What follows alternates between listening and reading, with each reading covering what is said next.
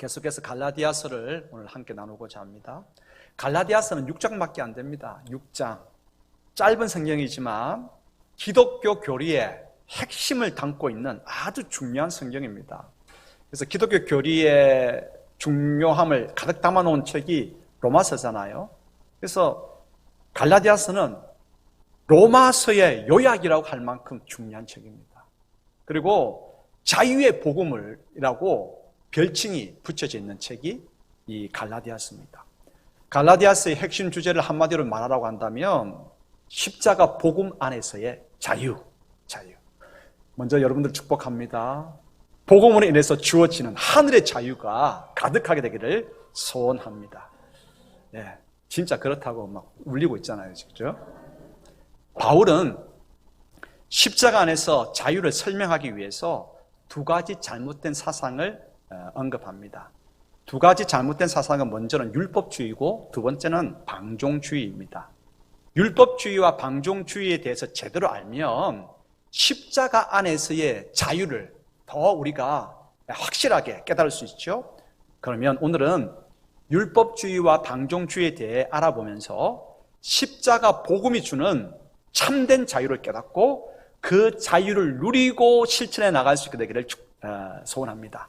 자, 그럼 먼저 율법주의를 물리쳐라. 율법주의는 율법을 실천함으로써 어렵다함, 구원을 얻고자 하는 것으로서 하나님의 은혜보다 인간의 행위를 강조하는 사상입니다. 율법주의, 무슨 주의라고 하면 그 앞에 있는 것을 부정하는 거죠. 그래서 율법주의, 율법이 조금 부정적인 측면으로 들려질 수 있겠지만 여러분, 율법은 선한 것입니다. 율법에는 선한 기능이 담겨 있습니다. 애굽에서 해방된 이스라엘 백성에게 하나님께서는 시내산에서 율법을 주셨습니다. 백성답게 살 수 있도록 지침을 주셨죠. 율법은 많은 내용을 담고 있지만 그 많은 내용을 오늘 세 가지로 정리합니다. 기억하셔야 됩니다. 세 가지로 중요한 기능을 요약해 보면 첫 번째는 무엇이 죄악인지 발견하게 합니다. 그리고 어떻게 살아야 할지, 하나님의 백성으로 어떻게 살아야 할지를 알려줍니다. 그리고 죄를 지은 인생이 어떻게 죄를 용서받느냐, 희생 제사에 대해서 알려줍니다. 자, 그럼 먼저 무엇이 죄악인지 깨닫게 한다고 했는데 상대를 속이고 남의 것을 빼앗는 것들이 죄악임을 알려주죠. 그래서 이러한 죄악들을 금하도록 우리에게 교훈을 들려줍니다. 그래서 우리는 율법을 통해서 금하고 있는 죄악들을 보면서 내가 이 금한 죄악들을 행했구나, 나 자신의 죄를 발견하게 되는 거죠. 그리고 두 번째로 백성이 지켜야 할 선행이 무엇인가, 선한 삶이 무엇인가를 알려주는데 가난한 자를 도와주고 공의를 실천해야 함을 알려주죠. 하나님 사랑과 이웃 사랑을 우리에게 가르쳐줍니다. 그런데 여러분, 어둠은 뭡니까? 어둠은 빛이 없음으로 어둠이 찾아오죠. 죄악은 뭡니까? 선행의 부재가 죄악입니다. 빛의 부재가 어둠인 것처럼 하나님께서는 율법을 통해서 두 번째로 가르쳐 주는 것이 하나님의 백성답게 이렇게 사는 것이 선행이다, 선한 삶이라고 알려주는데 선한 삶을 살지 못하는 것 또한 뭐라고요? 죄악인 것입니다. 그래서 우리는 금하고 있는 죄악을 통해서도 나 자신이 죄인인 것을 발견하고 지켜야 할 선행에 대해서 배우면서도 내가 이런 것들을 많이 지키지 못했구나 라고 깨달으면서 내가 죄인인 것을 발견하게 됩니다. 자, 그러면 세 번째 율법의 기능이 무엇입니까? 희생 제사에 대한 규례였거든요. 율법은 무엇이 우리가 금해야 할 죄악이고 무엇이 우리가 실천해야 할 선행임을 알려줍니다. 선과 악을 가르쳐주는 율법을 배우면서 우리는 죄인임을 발견하게 되죠. 그러면 이제 이 죄악을 어떻게 해결해야 합니까? 어떻게 용서받아야 합니까? 그래서 율법의 세 번째 기능이 희생 제사에 대한 규례입니다. 희생 제사는 제물을 희생하여 드림으로써 죄를 용서받는 제도, 제사이죠. 죄가 기억날 때마다 용서받기 위해서 희생 제사를 매번 드려야 합니다. 그럴 때마다 용서받을 수 있죠. 하지만 희생 제사의 용서는 일시적입니다. 제한적입니다. 임시적입니다. 그런데 이제 신약 전체 구약과 신약 전체를 우리가 통틀어 보면 예수님께서 죄 없으신 자신을 희생제물로 십자가에 내어주셨습니다. 십자가의 죽으심은 단 한 번 완전한 희생제사입니다. 주님의 용서는 구약의 희생제사가 일시적이었다고 한다면 주님의 용서는 무한하고 영원합니다. 그러므로 율법은 우리에게 죄를 발견하게 하고 죄를 용서받기 위해서 십자가의 주님께로 나아가도록 만듭니다. 십자가 예수님을 믿음으로써 죄 용서함을 받게 되죠. 자, 그러면 갈라디아서 3장 24절 읽겠습니다. 이같이 율법이 우리를 그리스도께로 인도하는 초등교사가 되어 우리로 하여금 믿음으로 말미암아 어렵다함을 얻게 하려 합니다. 아멘. 자, 이처럼 율법은 중요한 세 가지 기능이 있죠.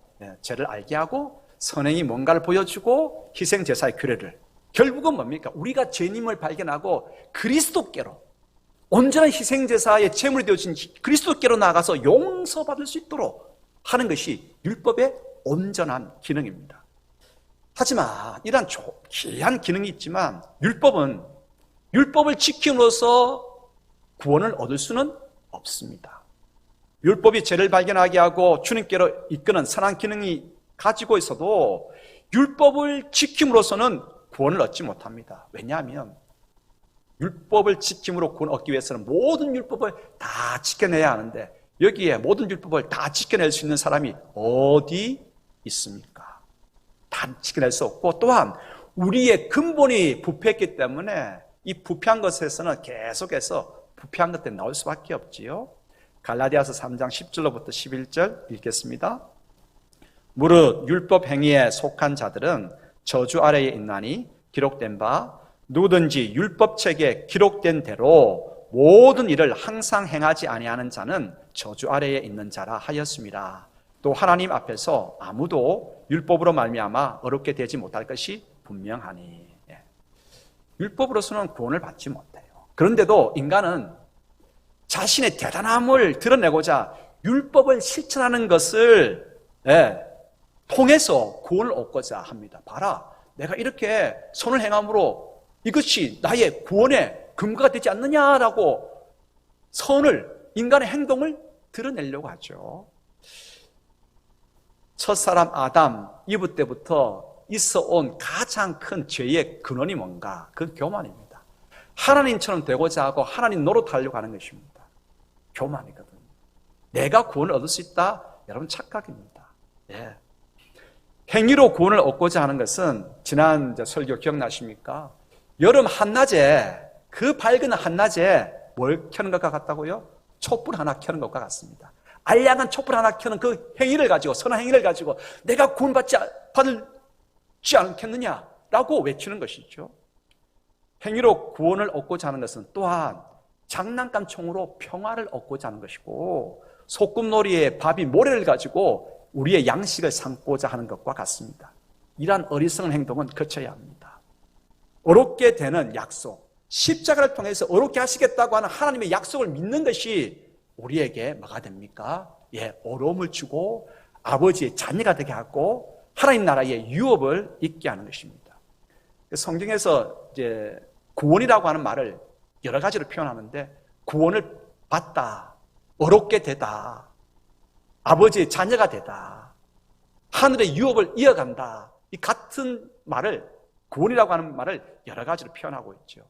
이처럼 구원은요 하나님의 영역이지 인간의 행위로 이루어지는 것이 결코 아닙니다. 그래서 뭡니까? 구원은 하나님의 은혜입니다. 은혜는 인간의 노력으로서는 결코 이루어질 수 없는 바로 그 일 아닙니까? 그래서 우리가 아버지의 자녀가 되는 것이 우리의 노력으로 되어집니까? 하나님 나라에 들어가고 하나님 나라에 유업이 있는 것이 우리의 행위로 이루어지는 것이 결코 아니거든요. 아버지의 영역이에요. 아버지의 역사예요. 그래서 은혜거든요. 그런데 율법주의는 율법을 행함으로써 구원에 우리가 참여할 수 있다. 여러분 이거 굉장히 위험한 것입니다.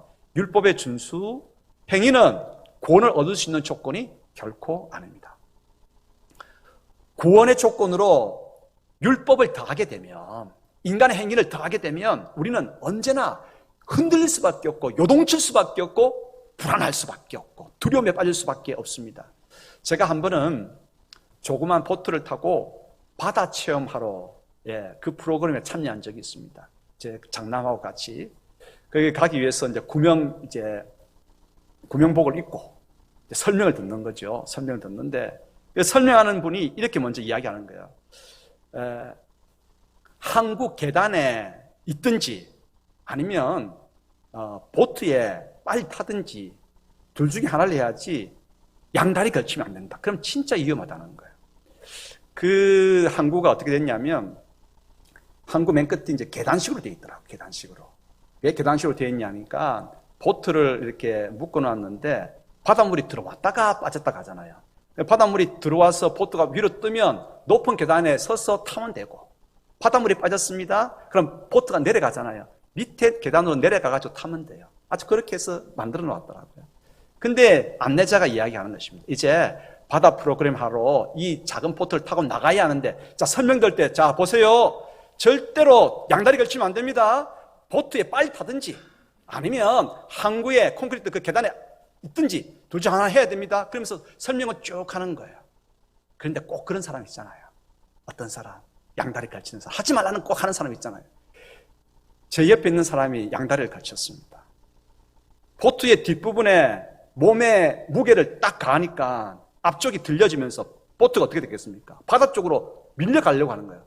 밀려가면서 그분의 강의가 어떻게 됩니까? 쭉 벌어지면서 진짜 바닷물에 빠지기 일보 직전에 여러분 제가 어떻게 했겠습니까? 몸을 날려서 잡아줬잖아요. 감당이 안 되십니까? 제가 이 말을 한 이유가 있죠. 항구는 든든합니다. 항구는 풍랑이 일어도 결코 요동하지 않습니다. 그러나 보트는 어떻게 됩니까? 보트는 풍랑 일면 뒤집어집니다.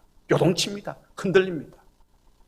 근데 양쪽 다리를 한쪽에만 있어야 되는데 항구에만 있어야 되는데 양쪽에 다 걸치게 되면 그것 또한 바닷물에 빠지게 되는 위험 요소입니다.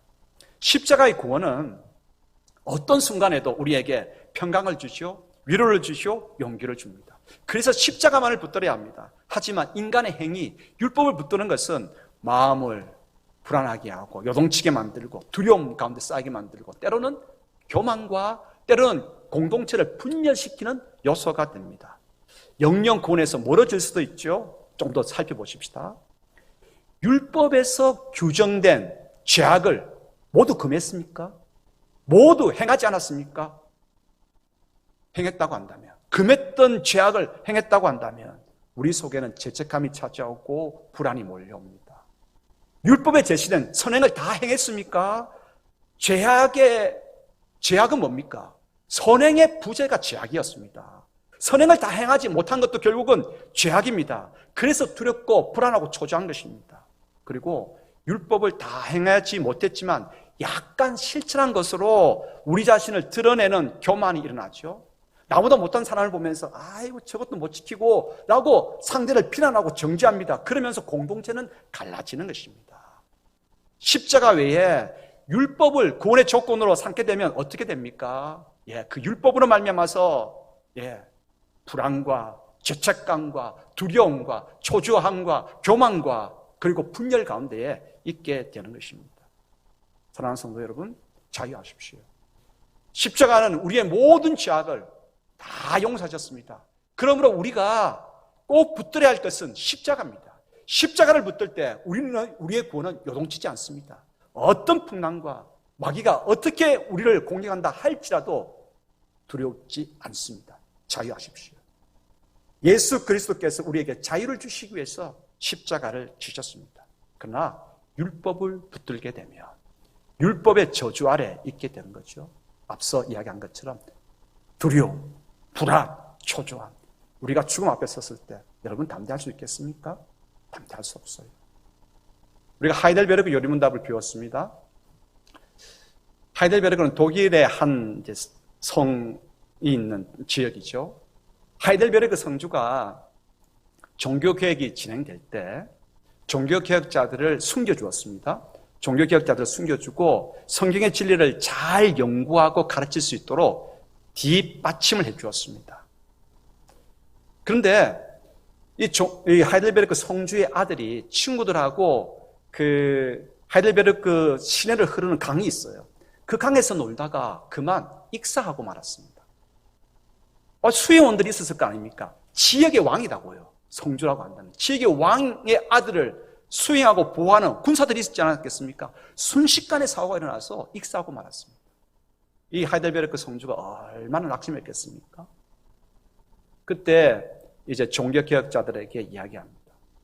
내가 많이 마음이 아프고 힘든데, 하지만 이러한 상황 가운데 있는 이 땅의 백성들을 위로할 수 있는 성경의 진리를 잘 체계적으로 묻고 답할 수 있는, 그래서 교육교재를 만들어 달라라고 해서 나온 것이 하이델베르크 요리문답입니다. 하이델베르크 요리문답 제1문이 무엇입니까? 우리가 살았으나 죽었으나 우리의 유일한 위로는 무엇입니까? 라는 거예요. 무엇이 우리의 위로입니까? 무엇이 우리의 평강입니까? 무엇이 우리의 흔들리지 않는 용기입니까? 답은 이렇습니다. 우리가 살았으나 죽었으나 우리의 유일한 위로는 우리가 예수 그리스도의 것이라고 하는 사실입니다. 그렇습니다. 예수 그리스도께서 우리를 위한 희생 제물이 되셨습니다. 그분께서 우리를 구원해 주셨습니다. 그분의 구원으로 우리는 흔들리지 않습니다. 우리의 구원은 요동치지 않습니다. 이것 때문에 위로를 얻고, 이것 때문에 평강을 누리고, 이것 때문에 하늘의 용기를 가질 수 있는 것이죠. 여러분, 십자가를 붙드십시오. 십자가를 통해서 여러분 자유하시고, 모든 두려움 가운데서, 흔들림 가운데서 자유하시고 평강을 누리시고 하늘의 용기를 가져가시기를 축복합니다. 이제 사도 바울은 두 번째로 방종주의를 멀리하라 라고 이야기하고 있습니다. 방종주의는 뭐냐면 십자가 복음으로 주어진 자유가 있잖아요. 그 자유를 육체의 욕심을 이루는 일에 사용하는 이들의 잘못된 사상을 방종주의라고 합니다. 십자가 복음으로 우리에게 자유가 주어졌잖아요. 우리를 자유하게 하시기 위해서 예수님께서 십자가를 지셨습니다. 율법주의로서는 우리가 율법에 매여 종이 되고 말죠. 율법의 저주 아래에 있게 되죠. 자유가 없었습니다. 평강이 없었습니다. 그런데 주님께서 십자가를 통해서 우리에게 아주 진정한 자유를, 넉넉한 자유를 주셨습니다. 주신 자유를 마음껏 누려가야 합니다. 다시는 율법의 종이 되어서 멍에를 매지 말아야 합니다. 갈라디아서 5장 1절 읽어볼까요? 그리스도께서 우리를 자유롭게 하려고 자유를 주셨으니 그러므로 굳건하게 서서 다시는 종의 멍에를 매지 말라. 자유하십시오. 우리는 모든 허물같이야, 지금까지 허물같이야, 그리고 우리가 살아가면서 연약함으로 짓는 모든 부족같이야 주님께서 다 해결하시고 구원을 이루셨습니다. 흔들리지 않는 우리 구원의 터입니다. 자유하십시오. 그런데 십자가로 인하여 주어진 자유는 죄를 행하는 자유가 아니라고 하는 것입니다. 주님께서 주신 자유는 가치 있는 일을 위해서 주어졌습니다. 결코 이 자유를 육체의 욕심을 이루는 일에 사용하라고 주신 자유가 아닙니다. 맞냐? 우리의 악한 뜻과 욕심을 채우는 일에 자유를 사용한다고 한다면 그 자유는 자유가 아니라 방종이겠죠. 방종. 바울은 한편으로는 율법주의를 책망하고 있고 자유를 제한하고 있는 율법주의를 책망하고 있고, 다른 한편으로는 자유를 너무 확대하게 해석하는 방종주의를 강하게 질타합니다. 자, 갈라디아서 5장 13절 앞부분 읽어볼까요? 형제들아, 너희가 자유를 위하여 부르심을 입었으나 그러나 그 자유로 육체의 기회를 삼지 말고. 한 죄인이 있었습니다. 교도소에 있을 때는 자신의 뜻대로 행할 자유가 없었죠. 출소했습니다. 자유를 얻게 되었습니다. 그런데 그 자유로 예전에 죄악의 욕심을 따라서 행했습니다. 그 결국 다시 교도소에 들어가게 되었습니다. 무엇을 말합니까? 자유는 가치 있는 일을 행할 때 자유입니다. 귀한 것입니다. 자유가 악한 일에 사용되어서는 아니겠죠. 자유는 그러므로 악한 일에는 스스로를 제한하고 선하고 가치 있는 일에 사용해야 빛이 납니다. 그런데 방종주의에 빠진 자들은 선한 일을 위해 자유를 얻었다고 하는 것, 이 자유가 선한 일을 위해서 주어졌다고 하는 이 사실을 놓쳐버리고 있는 것입니다.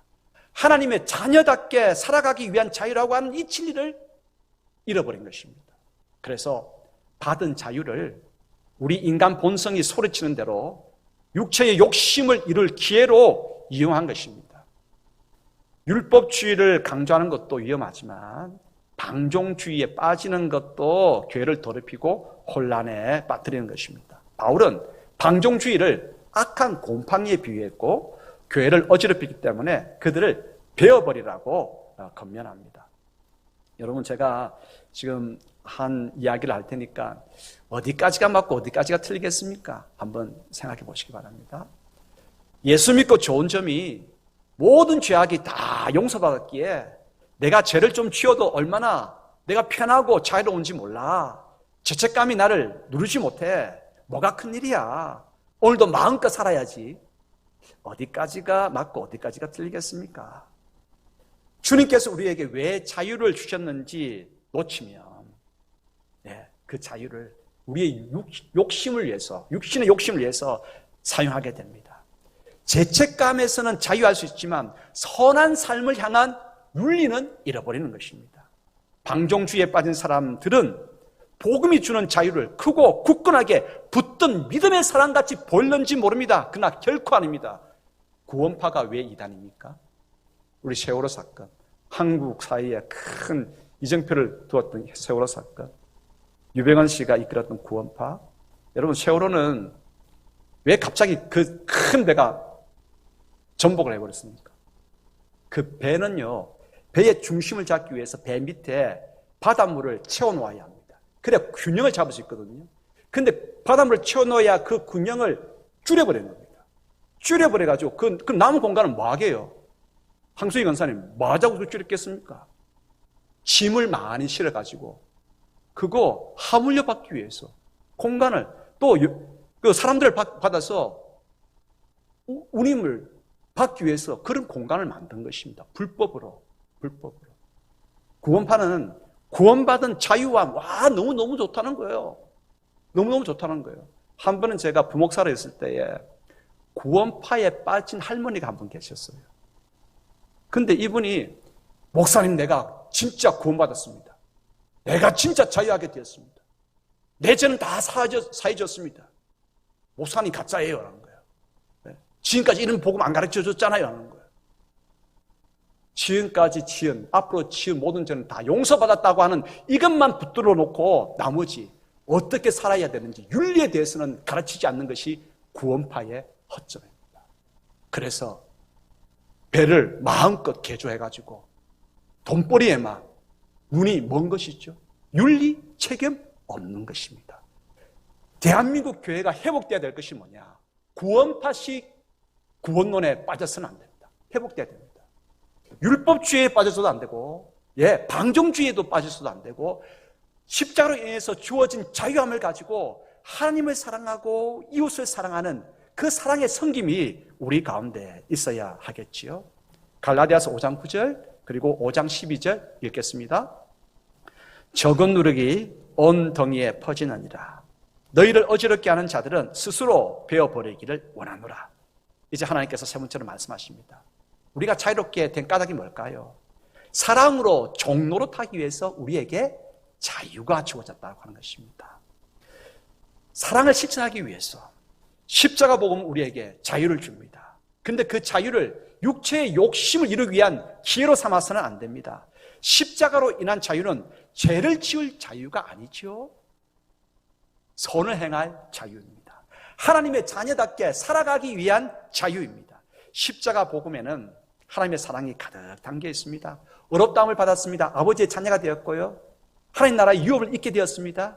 얼마나 하나님의 사랑을 많이 입었습니까? 이제 그렇다고 한다면 그 사랑을 흘려보내야 할 차례입니다. 어떻게 그 사랑을 흘려보내야 될까요? 구체적으로 어떻게 흘려보내야 될까요? 바로 이때에 뭐가 필요합니까? 율법이 필요합니다. 율법은 구원받기 위한 조건으로서 필요한 것이 아니라 구원받은 하나님의 백성이, 자유함을 얻은 하나님의 백성이 이제 어떻게 하나님을 사랑하고 어떻게 세상을 봉사하고 이웃을 섬길 것인가, 이것의 삶의 내용으로서 필요한 것이 바로 율법입니다. 하나님의 율법은 예수님께서 가르쳐 주셨죠. 두 가지로 정리된다. 하나님 사랑, 이웃 사랑. 그렇습니다. 율법을 통해서 우리는 하나님을 사랑하는 법을 잘 배우십시다. 율법을 통해서 이웃을 사랑하고 세상을 봉사하는 그러한 방법들을 잘 배우십시다. 구체적인 방법을 잘 배우고 이제 율법을 통해서 배운 사랑의 실천을 우리가 자유한 가운데서 행할 수 있게 되기를 바랍니다. 예수님께서는 스스로 종이 되셨습니다. 하나님의 유일하신 아들로서 왕의 권위를 가지고 계셨습니다. 하지만 그 모든 권위를 다 내려놓으시고 스스로 종이 되셨습니다. 십자가를 지셨습니다. 인간을 향한 하나님의 놀라운 사랑을 실천하셨지요. 주님처럼 우리도 자유를 가지고 스스로 종이 되어서 하나님을 사랑하고 이웃을 사랑하는 삶을 살아갈 수 있게 되기를 바랍니다. 이것이 하나님을 기쁘시게 하는 것이고, 그리고 바로 이러한 삶을 통해서 세상 사람들의 마음이 열려지고 아버지께로 교회로 돌아오는 역사가 있게 됩니다. 여러분 가끔씩 신문에서 다른 또 통계를 잘 인용하는 분들이 한국 교회는 대사회적인 봉사 제대로 감당 안 하고 있어 이렇게 말할 때가 있어요. 또 신문에서 통계를 가지고 이야기할 때가 있는데 그 통계는 여러분 제가 단호하게 이야기합니다. 그 통계는 잘못된 겁니다. 왜요? 교회는 기독교는요 한 손 하는 거 다른 손 모르게 하라고 해서 통계에 잡히지 않습니다. 큰 교회가 복지재단을 운영하면서 하는 선한 일들은 통계에 잡히죠. 그러다 보니까 조그마한 잔잔한 교회들이 얼마나 많은 일들을 하고 있습니까? 통계에 안 잡히기 때문에 원불교가 최고 많이 대사회적인 봉사를 하고 그 다음에 가톨릭이 그렇게 하고 교회는 기독교는 저 밑이야 라고 하지만 그렇지 않습니다. 여러분 기독교를 개독교라고 하는 이 시대 가운데서 우리가 회복해야 될 것이 무엇입니까? 율법주의 물리치고 방종주의 물리치고 받은 자유를 가지고 하나님 사랑, 이웃 사랑을 잘 감당함으로 인해 가지고 세상이 하나님의 영광을 볼 수 있게 되는 그 일 감당하는 저희 모두가 되기를 소원합니다. 이제 자유 얻었습니다. 그 자유를 가지고 우리의 산 가운데도 우리 지역 가운데도 하나님의 영광이 환하게 빛나는 그 영광 소망하십시다. 다짐하면서 갈라디아서 5장 13, 14절 읽겠습니다. 형제들아 너희가 자유를 위하여 부르심을 입었으나 그러나 그 자유로 육체의 기회를 삼지 말고 오직 사랑으로 서로 종노릇하라. 온 율법은 내 이웃 사랑하기를 내 자신같이 하라 하신 말씀에서 이루어졌나니. 아멘. 기도하겠습니다. 주님, 십자가 복음으로 인해서 저희들에게 용서와 자유를 허락해 주셔서 감사합니다. 어떤 상황 속에서라도 죽음 앞에서라도 주님 흔들리지 않는 평강, 위로, 안식을 누려갈 수 있도록 도와주시옵소서. 담대한 믿음을 허락하여 주시고 이 자유한 가운데서 하나님께서 기뻐하시는 일들을 복되게 감당할 수 있도록 선한 삶을 율법을 통해서 보여주시는 그 선한 삶을 감당할 수 있도록 성령님 저희들 가운데에 놀라운 은혜를 더 허락하여 주옵소서. 오늘도 머리 조아리는 모든 교우들의 마음 가운데에 하늘의 평강이 임하기를 소원합니다. 하늘의 안식이 임하기를 소원합니다. 하늘의 위로가 가득하기를 소원합니다. 십자가만을 붙들고 나아갈 때에 세상이 감당할 수 없는 용기를 가지고 모든 힘든 일들을 감당하고 세상의 복으로 소금과 빛의 사명을 감당하게 하옵소서. 예수 그리스도 이름으로 기도드리옵나이다. 아멘.